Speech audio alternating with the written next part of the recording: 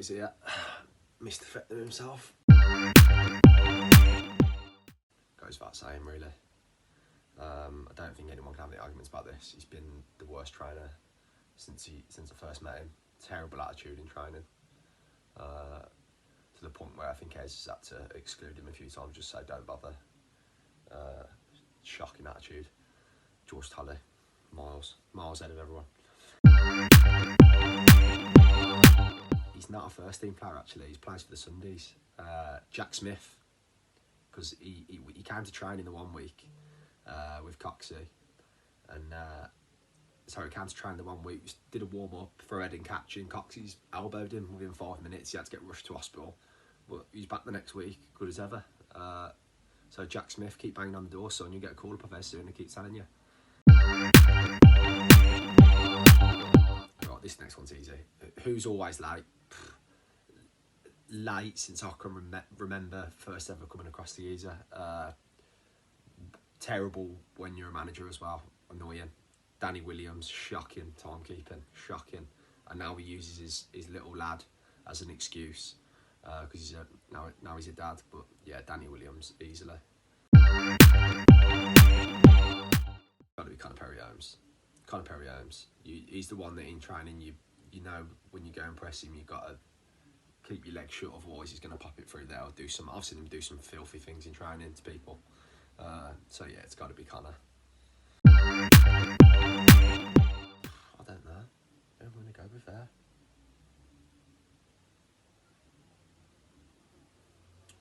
Top of my head.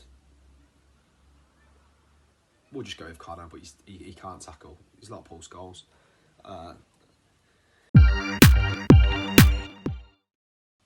I'd say since the early days, we've basically built this club to what it is, just for the banter and things like that in the chat group. But it's got to be me and Murph. Between us, we've had created some right laughs at this club.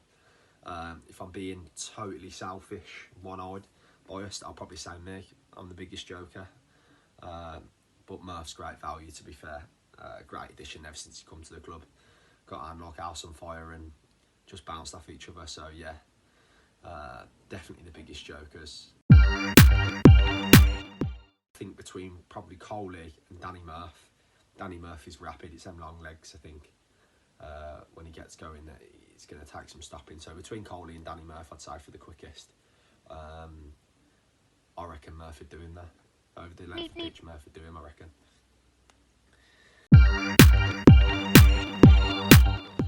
Murph's good in the sticks, absolute cat. Seen him a few times in the warm-up when apparently he's been injured, told Ez he ain't fit, and then you come out for second half and he's diving full length at the top bin, flick it round the post. So Murph's there. I know he fancies himself, and yeah, I'd probably go Danny Murph, absolute cat. Great build for a goalkeeper as well. But biggest moaner at the club's got to be Jake Donnelly. If there's anything that he can moan at, he will. So, got to be Jake Donnelly.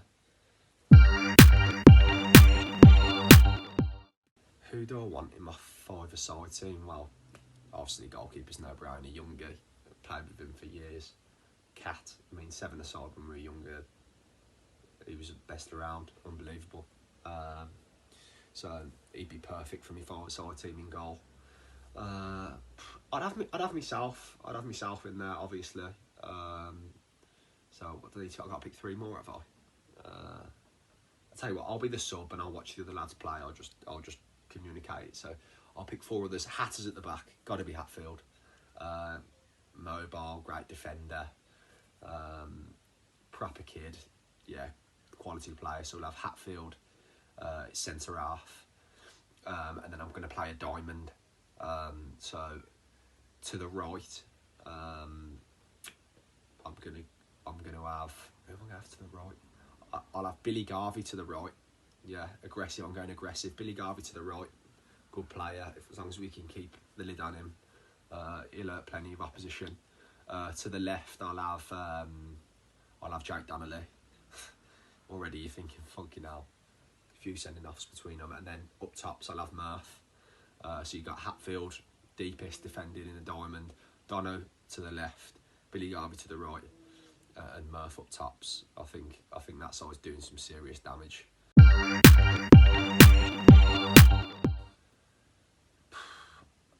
I don't know, you know, this best finish is tough because we've never had many natural proven goal scorers.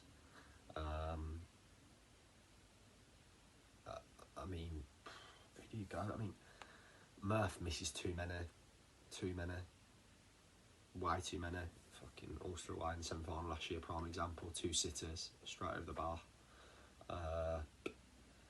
In terms of natural finisher, I reckon kind of Perry-Holmes, just natural finisher. I've seen him score a few dinks and volleys, and I actually probably seen him score one of the best goals I've ever seen for Feckenham before Ez's reign, actually, when Chip was manager, Craig Frampton, and yeah, left-footed half volley from about 40 yards, no joke, off both posts and in.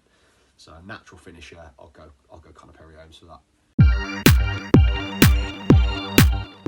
There's going to be a few here. You're going to have a lot of editing to do here. Personally, we played Paget at home in one of Ez's first seasons, and Paget were a good side then. You know, they had Mark Bellingham and Dan Carter up tops, and a real established side. I think they went on to win the league that year. Obviously, Landsey in charge.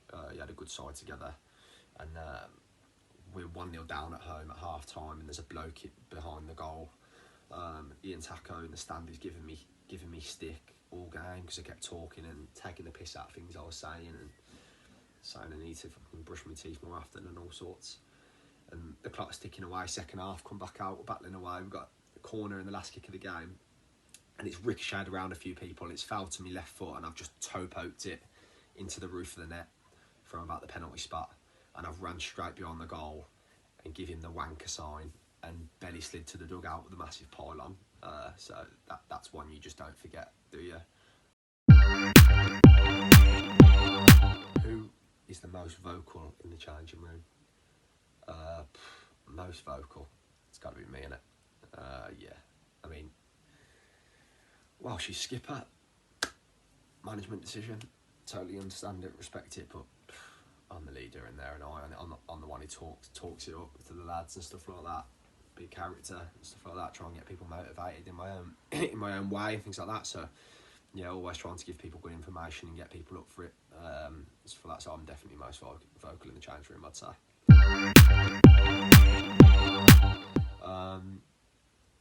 Best on the dance floor.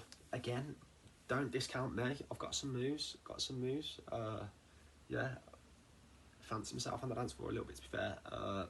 But if I'm looking round on a night out to see who's on the dance floor with me, popping a few shapes, who do I want round me? I'd probably say Danny Williams. I've seen Danny Williams got a little shuffle in his locker and that, a little bit of a two-step. Coxie ain't bad either. Coxie's got some moves.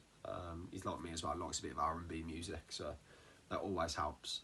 In terms of stiff people on the dance floor, keep away from Danny Murphy, can't dance for shit. Ben Welsh, terrible, but the worst out of the lot.